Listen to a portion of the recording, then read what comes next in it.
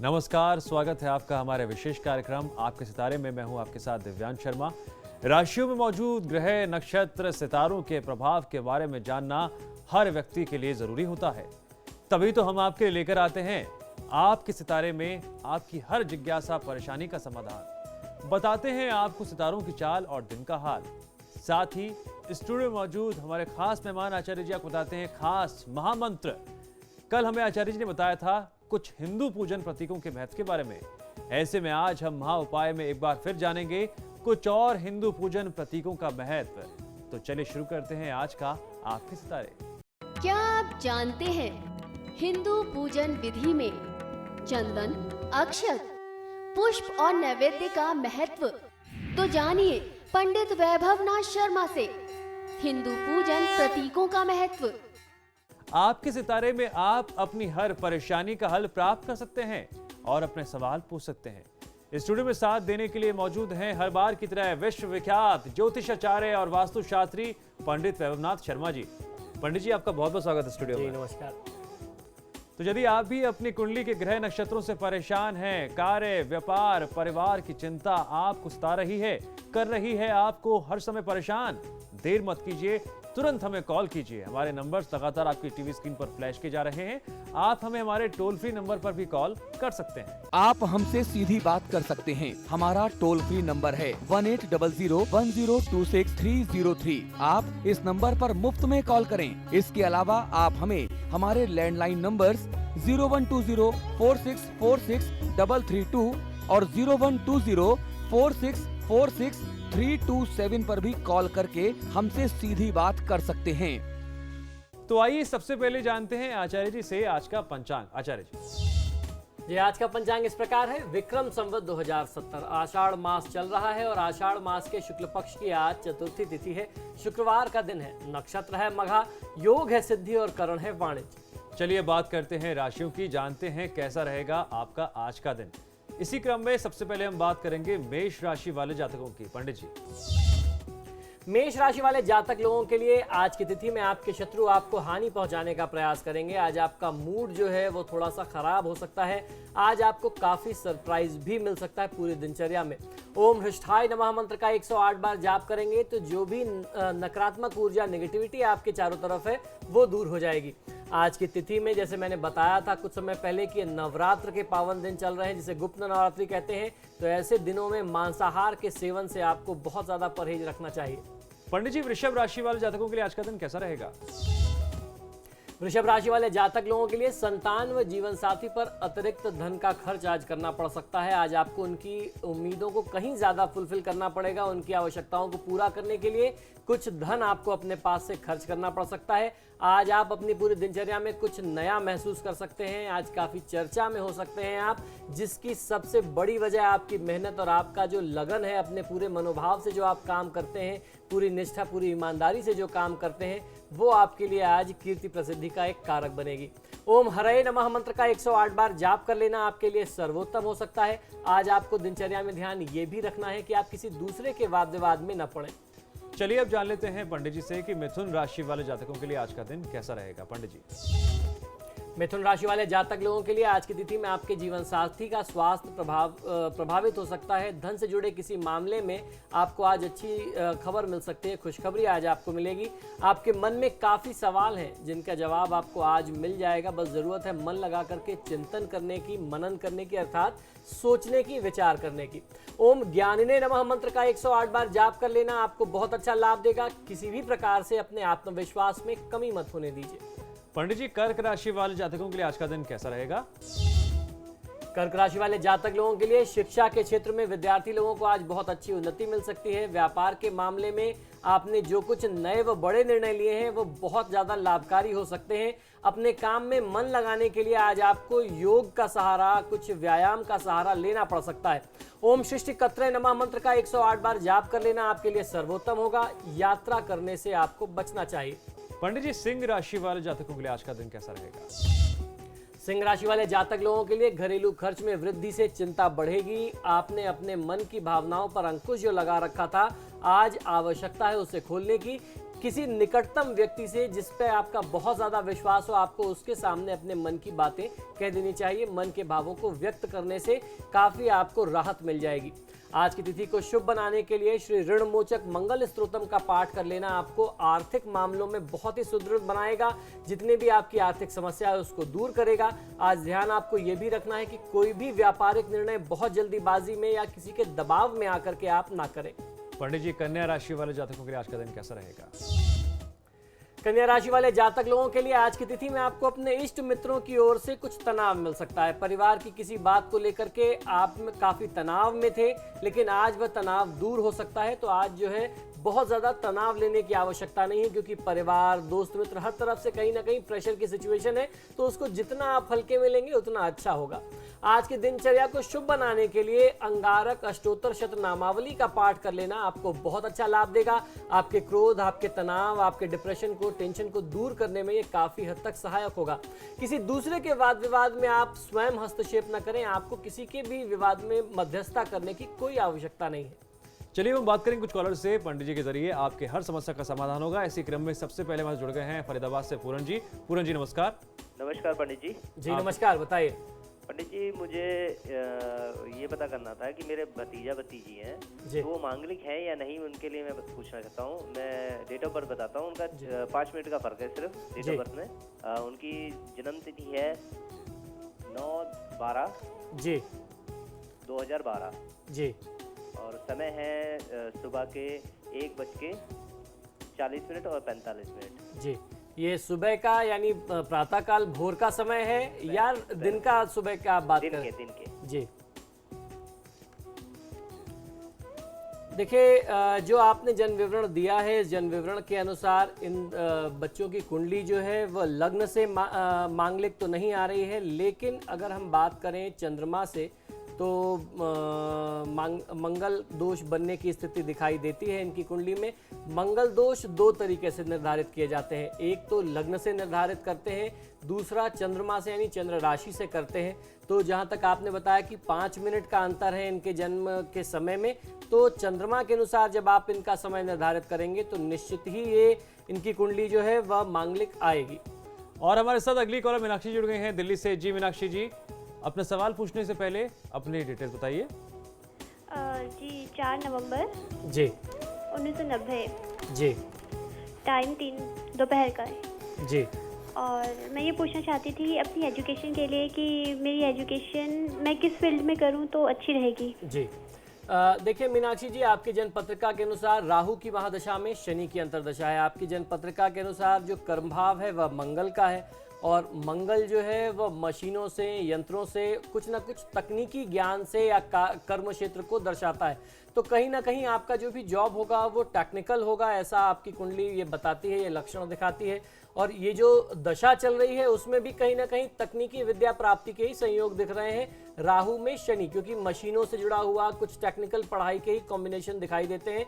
जहां तक और दूसरे फील्ड्स की बात करें, अगर कहीं ना कहीं कार्यक्षेत्र और दशा जो है वो बृहस्पति और ग्रहों की होती है, तो वो निश्चित तौर पे पता लग जाता है कि जातक जो है वो कॉमर्स की फील्ड से होगा, मार्केटिंग एंड मैनेजमेंट की फील्ड से होगा, फिनेंस की फील्ड से होगा। लेकिन आपके मामले में, आपके इस केस में पूरी परिस्थितियां अलग हैं। कुछ ना कुछ तकनीकी विद्या प्राप्ति के लिए आपको प्रयास करना चाहिए। और वर्तमान समय में मंगलवार के दिन हनुमान जी के मंदिर में जाकर के एक देसी घी का दीपक आप लगाना शुरू करें। 8 मंगलवार आप ये उपाय करिए, बहुत अच्छा फायदा मिलेगा। सुल्तानपुर से सरला जी जुड़ गए हमारे साथ। सरला जी नमस्कार। जी पंडित प्रणाम। जी नमस्कार, बताएं। जी पंडित जी, मेरा बड़ा बेटा है जी उसका जन्म हुआ 9 जनवरी सन 1979 जी मंगलवार सुबह 9:58 पर। जी पंडित जी, उसके शादी कब होगी और नौकरी? जी, देखिए, इनकी जन्म पत्रिका के अनुसार राहु की महादशा में बुध की अंतर्दशा चल रही है। जहां तक आपने विवाह का प्रश्न किया, तो विवाह अभी काफी समय है इसके लिए। वर्तमान समय में इनको अपने करियर की तरफ ध्यान देना चाहिए। इनको आपसे अनुरोध यही है कि एक गोमेद धारण कराइए। दाहिने हाथ की मध्यमा उंगली में 8 रत्ती का या 7 रत्ती से ऊपर का गोमेद होना चाहिए। अगर आप ये धारण कराते हैं तो इनको बहुत अच्छा फायदा मिलेगा। चांदी में बनवा करके बुधवार या शनिवार की तिथि में धारण कराइए। अभी इस जातक की जो मन स्थिति है, यानी मन की जो स्थिति है, वो बहुत ही शोकाकुल रहता है, अपने भविष्य को लेकर के चिंता में रहता है। तो इस शोक और चिंता को दूर करने का प्रयास करना चाहिए, न कि इस समय में ऐसी महत्वपूर्ण परिस्थिति में आप उसके ऊपर एक और जिम्मेदारी दे दें, उसका विवाह कर दें। तो इसलिए आपसे अनुरोध ये है कि बच्चे को अभी कार्यक्षेत्र की तरफ आप प्रेरित करें, ना कि उसके परिवार के विस्तार की तरफ आप जाएं। अभी वह स्वयं बालक है अपने आप में, तो इनके लिए अभी ये समय अपने कार्यक्षेत्र को स्थापित करने का है। एक चीज और ध्यान रखना चाहिए कि जो इनकी कुंडली का संयोग है वह ये है कि अपने जन्म स्थान से निकल करके दक्षिण या पश्चिम की दिशा में ये जब तक प्रयास नहीं करेंगे तब तक इनको अपनी सफलता जो अच्छी मिलनी चाहिए वो नहीं मिलेगी। तो इनका जो भाग्योदय है वो अपने जन्म स्थान से निकल करके पश्चिम और दक्षिण के क्षेत्रों में है, उधर ही इनको प्रयास करना चाहिए। दिल्ली से हमारे साथ रजत जुड़ गए हैं। रजत जी नमस्कार। जी नमस्कार, बताइए। दिल्ली से बोला था पंडित जी, मैं ये पूछना चाहता हूँ आजकल मेरे साथ मतलब बड़ी अजीब सी घटनाएं घट रही हैं जी। और थोड़ा मेंटली प्रॉब्लम भी रहती है, टेंशन वगैरह रहती है। और एक बात और कि मैं यात्रा वगैरह से ट्रैवल वगैरह इस महीने करना चाहूँ तो मैं कर सकता हूँ? जी बिल्कुल, आप मुझे अपना जन्म विवरण बता दें। मेरे डेट है 28/4/1988, जन्म मेरा पंजाब का है और टाइमिंग है 11:58 नाइट में। ओके, देखिए रजत, आपकी जन्म पत्रिका के अनुसार ये जो समय है इसमें कुछ भ्रमकारक स्थितियां जरूर आपको मिलेंगी। जहां तक आपने यात्रा की बात पूछी तो निश्चित ही आप यात्रा कर सकते हैं, लेकिन यात्रा में कुछ सावधानियां आपको अवश्य रखनी चाहिए। कहीं ना कहीं कुछ चोट चपेट एक्सीडेंट की दुर्घटना की स्थिति बनती दिखाई देती है, क्योंकि राहु में शनि की महादशा है बंधु, और राहु में शनि का जो संयोग होता है वह बहुत ज़्यादा विपरीत होता है, जब खासतौर पर तब जब कुंडली में राहु और शनि की स्थिति बहुत शुभ ना हो। तो ऐसी स्थिति में जब शनि आपके लिए द्वितीयेश और तृतीयेश बन रहा है, संघर्ष की स्थिति दर्शा रहा है, राहु तीसरे भाव में बैठा हुआ है शनि के स्थान में, मंगल बैठा हुआ शनि के स्थान में, तो ऐसी स्थिति में आपको बहुत ही सचेत होकर के यात्रा करनी चाहिए। यात्रा करने में कोई बाधा नहीं है, कोई चिंता नहीं है, लेकिन थोड़ा सा अपना ध्यान आपको रखना चाहिए। आम दिनों में जैसा आप निश्चिंत रहते हैं उतना निश्चिंत रहने की आवश्यकता नहीं है, थोड़ी सावधानी रखिए। चलिए यहाँ रुकिए छोटे से ब्रेक के लिए। ब्रेक के बाद भी हमारी खास पेशकश जारी रहेगी।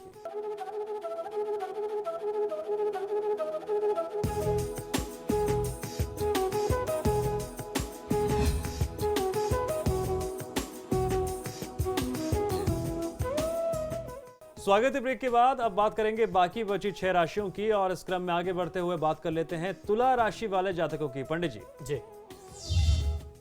तुला राशि वाले जातक लोगों को आज आर्थिक लाभ की प्रबल संभावना दिखाई देती है। आज आपको एकचित होकर के काम करना चाहिए, आपको बहुत अच्छा लाभ मिल सकता है। आज आपको किसी बड़े बदलाव के लिए भी तैयार रहना होगा, और ध्यान रखिए जो बदलाव होगा वो आपके लिए पूरी तरीके से पॉजिटिव यानी सकारात्मक होगा।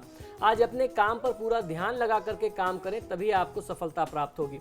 आज की दिनचर्या को शुभ बनाने के लिए चंद्र अष्टोत्तर शतनामावली का पाठ कर लेना आपके लिए सर्वोत्तम होगा, जिससे आप अपने मन की चंचलता को नियंत्रित कर सकते हैं। आज किसी भी परिस्थिति में आपको क्रोधित नहीं होना चाहिए। पंडित जी, वृश्चिक राशि वाले जातकों के लिए आज का दिन कैसा रहेगा? वृश्चिक राशि वाले जातक लोगों के लिए भाग्य आपके साथ बना रहेगा। आज आपको आराम करना चाहिए, क्योंकि आपका शरीर अधिक काम करके थक गया है, तो कुछ आपको अपने लिए आराम कर लेना चाहिए, विश्राम के लिए समय निकालना चाहिए। धन से जुड़ी कोई अच्छी खबर आज आपको प्राप्त हो सकती है। आज की दिनचर्या को शुभ बनाने के लिए बुद्ध अष्टोत्तर शतनामावली का पाठ कर लेना आपके लिए सर्वोत्तम होगा। आज की तिथि में आपको ध्यान ये रखना है कि पश्चिम दिशा की ओर मुख करके भोजन ग्रहण न करें। ये एक बहुत बड़ा कारण हो सकता है आपके खराब स्वास्थ्य का, या आपके स्वास्थ्य में ये जो थकान का एक कारण है वो बहुत बड़ा कारण बन सकता है। पंडित जी, धनु राशि वाले जातकों के लिए आज का दिन कैसा रहेगा? जी, धनु राशि वाले जातक लोगों के लिए व्यवसाय में बड़ा लाभ मिलने की संभावना है। पुरानी बातों को छोड़ करके आज आगे बढ़ने का दिन है। किसी के बारे में अपने विचार देने से आपको बचना चाहिए, क्योंकि हो सकता है आपका विचार उस व्यक्ति के प्रति कुछ गलत हो। आज की तिथि को शुभ बनाने के लिए शुक्रवार का दिन है। शुक्र अष्टोत्तर शतनामावली का पाठ कर लेना आपको बहुत अच्छा लाभ देगा। एक बात आपको अपनी दिनचर्या में ध्यान ये रखनी चाहिए कि अन्न यानी भोजन आपके सामने किसी भी परिस्थिति में आ जाए, किसी भी स्वरूप में आ जाए, आपको उसका अनादर नहीं करना है। आपकी भोजन करने की इच्छा नहीं है तो आप उसको जूठा ना करें, उसका तिरस्कार, उसको अनादर ना करें, क्योंकि माँ अन्नपूर्णा यदि एक बार रुष्ट हो जाती है तो उनको फिर मना पाना बहुत ही कठिन है। पंडित जी, मकर राशि वाले जातकों के लिए आज का दिन कैसा रहेगा? मकर राशि वाले भाई बंधु लोगों के लिए जातक लोगों के लिए बिगड़े काम बनेंगे। छात्रों विद्यार्थियों के लिए भी समय अच्छा रहने वाला है। आज आपके और आपके पार्टनर के बीच में कोई गलतफहमी हो सकती है जिसको आप अपनी सूझबूझ से दूर करें। आपका कोई करीबी आज आपको मेहनत करने के लिए प्रेरित करेगा और आज की जो तिथि है आपको उसकी बात माननी चाहिए। आज की तिथि आपके लिए मेहनत से, कड़े संघर्ष से जुड़ी हुई दिखाई देती है। आज की दिनचर्या को शुभ बनाने के लिए शनैश्चर स्तोत्रम का पाठ कर लेना आपके लिए सर्वोत्तम होगा। आज किसी वाद विवाद में या किसी ऐसी विवादित चर्चा में स्वयं को ना उलझाएं। पंडित जी, कुंभ राशि वाले जातकों के लिए आज का दिन कैसा रहेगा? जी, कुंभ राशि वाले जातक लोगों के लिए घर में शुभ कार्य संपादित होंगे। व्यवसाय में मेहनत का फल आज आपको बहुत ही शुभता के साथ मिलने वाला है। कोई नया बिजनेस, कोई नया व्यापार शुरू करने के लिए आज का दिन बहुत ही बेहतर है। आज की दिनचर्या को शुभ बनाने के लिए शनैश्चर स्तवराज का पाठ कर लेना आपके लिए सर्वोत्तम होगा। दूसरों के कार्य में, दूसरों के मामलों में हस्तक्षेप करने से बचें।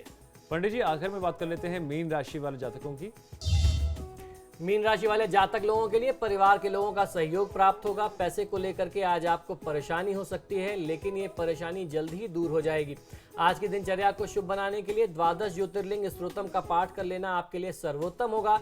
आज की दिनचर्या में आपको ध्यान ये रखना है कि आप जब भी भोजन करें या कुछ भी अन्न ग्रहण करें तो दक्षिण दिशा की ओर मुख करके आप कोई भी अन्न ग्रहण न करें।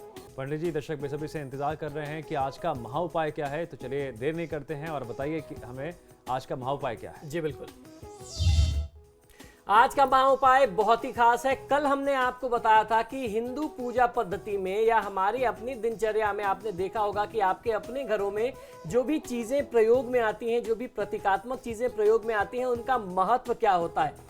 आज फिर हम उसी चर्चा को आगे बढ़ा रहे हैं और आगे आने वाले 1-2 दिनों तक हम आपको ये जानकारी, आवश्यक जानकारी देते रहेंगे कि आपके घर में जो हिंदू पूजा की पद्धति है, जो प्रतीक, जो चीजें उसमें इस्तेमाल होती हैं, उनका अर्थ क्या है, उनके इस्तेमाल होने का तात्पर्य क्या है। घर में यदि आपके घर में ये सारी चीजें होंगी, इन सारी चीजों का प्रयोग पूजा पाठ में आप करते रहेंगे तो नकारात्मक ऊर्जा जो है वह कोसों दूर रहती है आपके घर से, आपके परिवार से, आपके परिजनों से। तो आज हम फिर इस चर्चा को आगे बढ़ा रहे हैं। सबसे पहले बात करेंगे चंदन की, अर्थात चंदन जो हम तिलक धारण के लिए प्रयोग करते हैं। चंदन जो है वह शांति और शीतलता का प्रतीक होता है। चंदन की एक बट्टी और सिल्ली की पूजा स्थान में होना बहुत ही महती भूमिका होती है। चंदन सबसे पहले भगवान श्री विष्णु अर्थात भगवान श्री कृष्ण को धारण कराते हैं।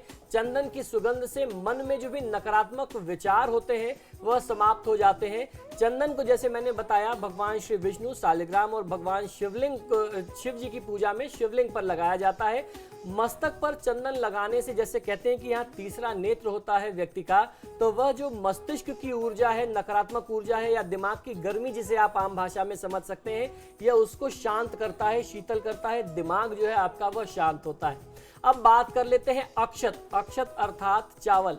अत्यंत श्रम से प्राप्त होने वाला ये जो चावल है ये संपन्नता का प्रतीक माना जाता है। इसे ही अक्षत कहते हैं। इसे हम अक्षत यानी बिना टूटा हुआ जो समूचा चावल होता है उसे प्रयोग में लेते हैं पूजा में।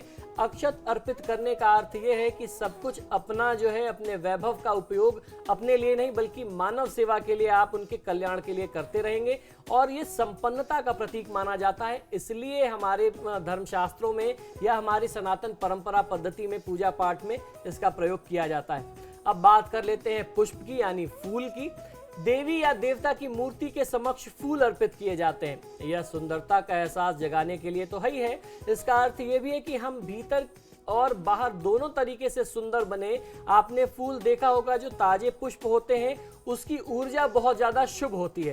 तो ये प्राकृतिक चीज है, इसलिए आप देवी देवता को निवेदित करते हैं, आप उनसे प्रार्थना करते हैं, तो जो भी उसकी पॉजिटिविटी है, जो भी उसकी सकारात्मकता है वह हमारे अंदर आती है। इसका यह प्रतीक होता है। देखिए, हमारे यहाँ जो भी परंपरा बनाई गई है वह मानव के कल्याण के लिए बनाई गई है। जो भी कर्म हम करते हैं, जो भी आप प्रोसेस करते हैं, उससे कहीं ना कहीं आपको फायदा मिलना होता है। तो बहुत ही अच्छी सी चीज है। आपने बहुत पॉजिटिव से फूल लिए, उसको आपने देवी देवता के चरणों में निवेदित किया और अपने तरफ से प्रार्थना की, तो उसकी प्रार्थना, वो जो उसकी पॉजिटिविटी थी पुष्प की, वो तो आती है, देवी देवताओं की कृपा भी आपके पास आती है। अब बात कर लेते हैं नैवेद्य। नैवेद्य अर्थात मिष्ठान या कुछ भी ऐसी मधुरता का प्रतीक या कोई ऐसी मीठी चीज जो आप अपने देवी देवता को अर्पित करते हैं। मिठास या मधुरता का प्रतीक होते हैं ये नैवेद्य। आपके जीवन में मिठास बनी रहे, मधुरता का होना बहुत ही अनिवार्य होता है, ये बराबर मात्रा में बनी रहे, इसी के प्रतीक के तौर पे हम लोग नैवेद्य अर्पित करते हैं। देवी और देवता को नैवेद्य भोग अर्पित करते रहने से आपके जीवन में मधुरता, सौम्यता और सरलता बनी रहती है। फल, मिठाई, मेवे और पंचामृत के साथ साथ दूध से बने हुए जो खोए के बने हुए मिष्ठान है उसे नैवेद्य के स्वरूप में अर्पित करते हैं। और उसके साथ साथ ये पौष्टिक भी होते हैं, पुष्टिवर्धक भी होते हैं, आपके शरीर को भी ये कहीं ना कहीं से पोषण देते हैं। तो आप अपनी साधना के साथ साथ अपने शरीर का भी विकास करें, अपने परिजनों के साथ आप सबका विकास हो, ये हमारी सनातन परंपरा की एक भावना है। उसमें आपने देखा होगा कि आप सूखे मेवे जिसे ड्राई फ्रूट्स कहते हैं, ड्राई फ्रूट्स इस्तेमाल करते हैं, ताजे जिसे ऋतु फल कहते हैं, ताजे फल आप इस्तेमाल करते हैं, नाना प्रकार की मिठाइयाँ इस्तेमाल करते हैं। ये भोग के साथ साथ नैवेद्य रस होने के साथ साथ ये पुष्टिवर्धक भी होते हैं, इस कारण से हम देवी देवताओं को ये अर्पित करते हैं। तो ये कुछ ऐसी चीजें हैं जिसकी भावना को आपको समझना चाहिए। ये जो हम आपको लगातार 2-3 दिन से बता रहे हैं, इसको बताने का तात्पर्य ये है कि जब आप उस प्रक्रिया को, उस वस्तु को समझेंगे तब आपका अपनी पूजा में कहीं ज्यादा मन लगेगा। आप उस अर्थ को समझ सकेंगे, उस भावना को समझ सकेंगे कि आपने ये फल, ये नैवेद्य क्यों अर्पित किए, आपने तिलक क्यों लगाया या आपने पुष्प क्यों अर्पित किए।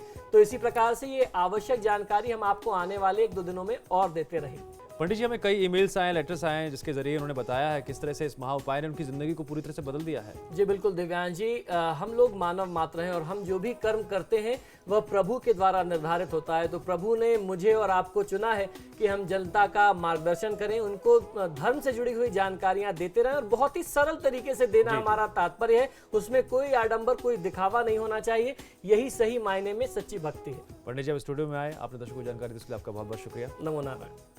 दोस्तों, फिलहाल हमारी इस खास पेशकश में इतना ही, लेकिन जाते जाते एक बार फिर से वही पुरानी बात दोहराऊंगा।